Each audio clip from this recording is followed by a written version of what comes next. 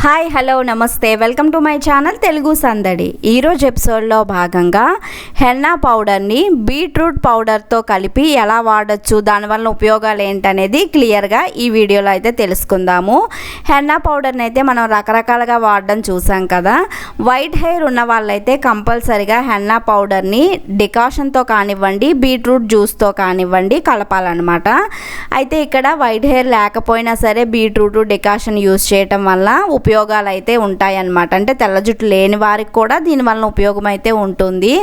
So మనము beetroot juice చేయటం అదంతా మా దగ్గర టైం లేదు అనుకున్న వాళ్ళు, బద్ధకంగా ఉందా అనుకున్న వాళ్ళకి ఇది బెస్ట్ ఆప్షన్ అనమాట బీట్రూట్ పౌడరు. అయితే నార్మల్ బీట్రూట్ కంటే ఇది కొంచెం కాస్ట్ అయితే ఎక్కువ పడుతుంది, కానీ మీకు బీట్రూట్ పౌడర్ వలన టైం లేదు అనుకున్న వాళ్ళకి బాగా ఉపయోగపడుతుంది అనమాట. ఇలా సగం హెన్నా పౌడరు సగం బీట్రూట్ పౌడర్ని తీసుకున్నాను. కొంచెం తక్కువ మోతాదులో బీట్రూట్ పౌడర్ తీసుకున్నా సరే పర్వాలేదు. ఇక్కడ నేను హెయిర్ గ్రోత్ కోసము ఎగ్ని అయితే యూస్ చేస్తున్నానండి. మీకు ఇంకేదైనా మీ హెయిర్ ప్రాబ్లమ్స్ బట్టి ఇంకా దేన్నైనా వాడచ్చు, లేదా హెయిర్ గ్రోత్కి మీకు ఏది యూజ్ అయింది అనుకుంటున్నారో దాన్ని కూడా ఇక్కడ యాడ్ చేయొచ్చు అనమాట బీట్రూట్ పౌడర్తో పాటుగా. వైట్ హెయిర్ ఉన్న వాళ్ళైతే ఓన్లీ బీట్రూట్ పౌడరు హెన్నాని మిక్స్ చేసి నైట్ అంతా ఉంచి నానబెట్టి అప్పుడు హెయిర్కి అప్లై చేయాలి. అప్లై చేశాక 1 అవర్ అయితే ఉంచాలి వైట్ హెయిర్ ఉన్న వాళ్ళు. లేని వాళ్ళు అయితే హాఫ్ అన్ అవర్ నుంచి 1 అవర్ మధ్యలో ఉంచుకుంటే సరిపోతుందన్నమాట. నాకైతే హెయిర్ గ్రోత్కి ఎగ్ అనేది నా హెయిర్కి సెట్ అయింది కాబట్టి నేను ఎగ్ని కూడా ఇక్కడ మిక్స్ చేశాను. ఇప్పుడు మీరు ఎగ్ కావాలంటే ఇంకోటి యాడ్ చేయొచ్చు, లేదా వాటర్ వేసి మిక్స్ చేసుకొని కలపచ్చు అనమాట, లేదా పెరుగు వాడచ్చు. ఇలా ఏదైనా సరే మీకు అది రాయటానికి వీలుగా అయ్యే వరకు దేన్నైనా యాడ్ చేసుకోవచ్చు అనమాట. దాంతోపాటు 1 స్పూన్ ఆయిల్ అయితే యాడ్ చేసుకుంటే బాగుంటుంది. ఫస్ట్ ప్రిఫరెన్స్గా ఆలివ్ ఆయిల్ ఇవ్వండి.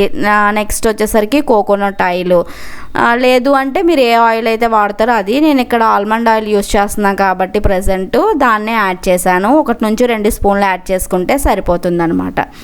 చక్కగా కలిపేసుకొని ఒక పావు గంట పక్కన ఉంచుకుంటే సరిపోతుంది నార్మల్ హెయిర్ ఉన్న వాళ్ళు. వైట్ హెయిర్ ఉన్న వాళ్ళు అయితే నైట్ అంతా పక్కన పెట్టేసి నెక్స్ట్ డే అప్లై చేసుకోవాలి. అప్లై చేసిన తర్వాత నార్మల్ హెయిర్ ఉంటే మనము హాఫ్ అన్ అవర్ ఉంచుకుంటే సరిపోతుందండి. అంటే అది ఆరిన తర్వాత అయితే తలకు స్నానం చేసుకోవాలి. మీకు వైట్ హెయిర్ ఉందనుకోండి, హెన్నా అప్లై చేశాక వెంటనే షాంపూ అవి పెట్టొద్దు, నెక్స్ట్ డే పెట్టండి. నార్మల్ హెయిర్ ఉన్న వాళ్ళైతే మాత్రము నార్మల్గానే ఆ రోజే షాంపూ అది యూస్ చేసుకోవచ్చు. మరి తలస్నానానికి చల్లని నీళ్ళు కానీ గోరువెచ్చని నీళ్ళు కానీ వాడుకోవచ్చు.